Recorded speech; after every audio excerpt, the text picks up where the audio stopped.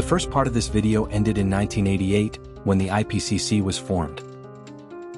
Of course, everyone understood what was on stake here: regulation of the fossil fuels. The politicians and the scientists were about to take on the mightiest industries ever. It's gonna get fucking ugly. And for sure, the troops were gathering.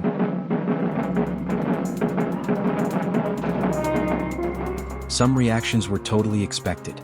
A new lobby organization was started by more than 40 companies, Global Climate Coalition, with ambitions to keep USA out of any treaties to regulate the fossil industry. They did what could be expected, spending huge amounts on downplaying the risks while sounding the alarm about what will happen if status quo is changed.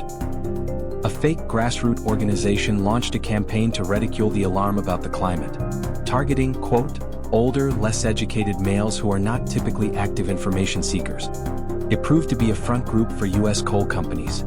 They spent more than $500,000 on the campaign, with the goal to reposition global warming as a theory, not a fact. But money can only take you that far. They needed men in shiny armor, trustworthy sources.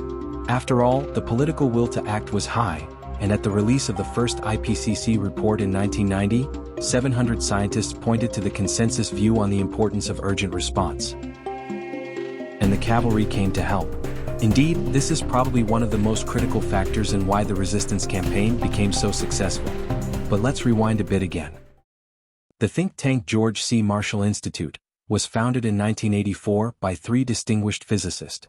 Initially, the institute focused on defeating communism by emphasizing the Soviet threat and the defensive possibilities of Star Wars. However, soon after Bush took office, Nirenberg presented a briefing to the White House staff that claimed global warming was caused by the sun, not greenhouse gases. And here we have a good example of foul play. The Marshall trio shows a graph where there is little correlation between carbon dioxide and temperature, claiming it is from a study by the famous climate scientist James Hansen from 1981, and that the model fails to describe reality, but it is taken out of context. Hansen's complete figure involves several other graphs, showing that there is a good agreement between their model and the actual observations. No one claims that carbon dioxide is the only influential factor. It was not just climate science they had issues with. They also rejected the scientific consensus on ozone depletion. It was opinions they shared with 2 other professors, Patrick Michaels and Fred Singer, you know, the physicist mentioned in part 1, that did not want to act against acid rain. And no smoke, no fire, right? If even professors are objecting, who are we to disagree? Their arguments were not those of flat earthers, but rather, it's natural cycles. It's not that bad. More research is needed to say anything, and so forth. Says Whitman almost had an impossible job because she was stuck often with exaggerated science from environmental zealots. Fred Singer says it's important to remember that scientific theory is inexact and politically charged. Inevitably, science is political. I'm not saying that scientists themselves are political, but the interpretation of science tends to be political. The reason is that the science is not always very exact. This is not laboratory science. This is not physics. These are measurements done out in nature where you have many disturbing factors, and there's all sorts of ways of interpreting the data. And of course he is objective, while the overwhelming majority of scientists are politically biased. Like their thousands of scientifically published studies. Here's another example on how intricate this can be. This was based largely upon a document called the Report of the U.S. Global Change Research Program. I cannot find a paragraph in this report that is not missing something from the scientific literature that would alter dramatically the conclusion that was made on the basis of that paragraph. And right now I've undertaken a Cato project to produce that report, something that will look exactly like it, paragraph for paragraph. This is the report he is talking about, from the U.S. Global Change Research Program. And here is the Cato Institute's version of it. Same looks, different message. Of course, there is always uncertainties in science. In the beginning of the 90s, the anthropogenic signal was also only emerging from the natural variability of the climate records. But these so-called skeptics have been shown to be wrong over and over again. Here is Fred Singer in 2001. The climate has indeed warmed in the last century, but only up to about 1940. In the last 60 years, as far as we can tell, the balance of evidence shows no warming trend.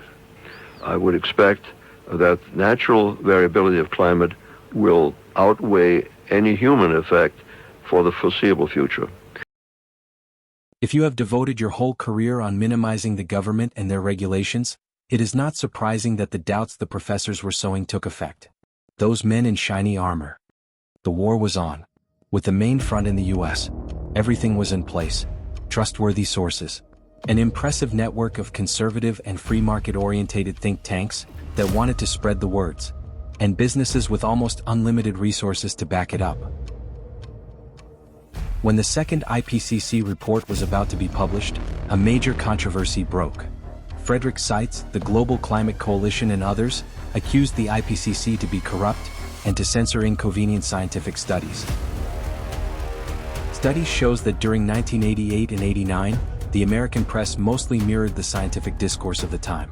However, that changed to a so-called balanced coverage, which meant that both sides were equally weighted.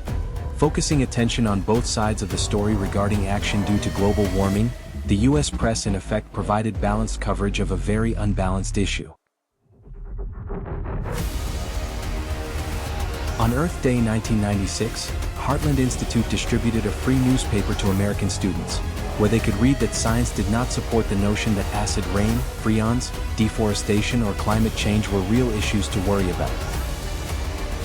By the way, this was a year after the Nobel Prize was awarded the chemists who described the breakdown of ozone.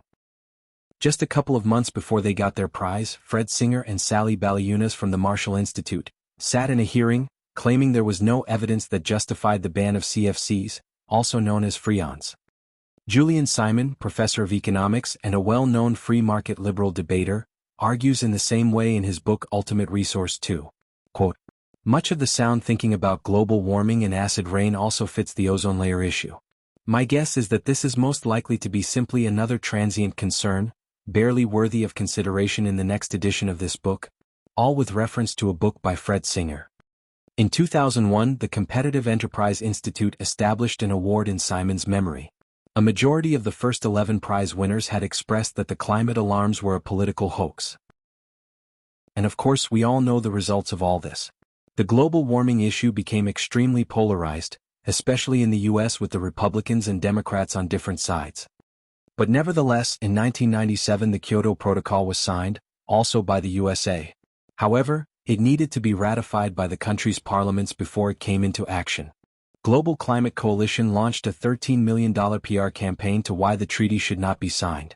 In 1998, American Petroleum Institute organized a meeting with think tanks and oil companies, where they draw up an action plan for how to keep USA out of Kyoto and similar agreements.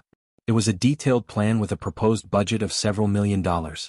Among other things, they wanted to form an alternative to the IPCC, where the Congress and journalists could get information on climate science. And as we entered a new century, USA got a new Bush in the White House. In 2001 he rejected the Kyoto Protocol. In a letter addressed to the Global Climate Coalition, he wrote that the decision was taken partly based on their work. As it happened, Bush also appointed Philip Cooney to chair the Council on Environmental Quality that coordinates the federal environmental work. He was a lobbyist for the American Petroleum Institute. It was found out that he had been editing scientific reports to downplay the risks of global warming. 2 days after the news broke, he left the administration to take a job at the oil giant Exxon. Go figure.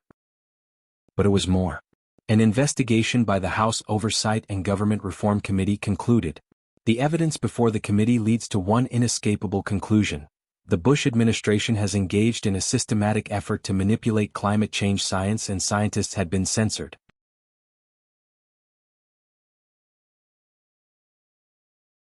In 2006, the politically conservative Stephen Harper took office in Canada. He changed the country's information policy for government-employed scientists. They were not allowed to talk to journalists without permission. Likewise, journalists had to apply for interviews, something that especially affected scientists in the environmental field. In 2001, IPCC's third assessment report was released.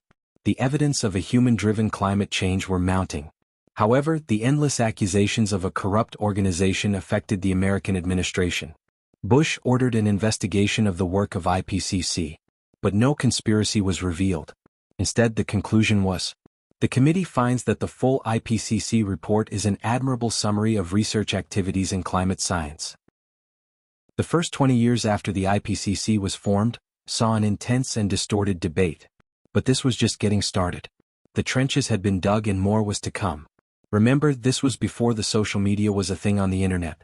But I think both you and I need a break now. Let's continue the story in part 3.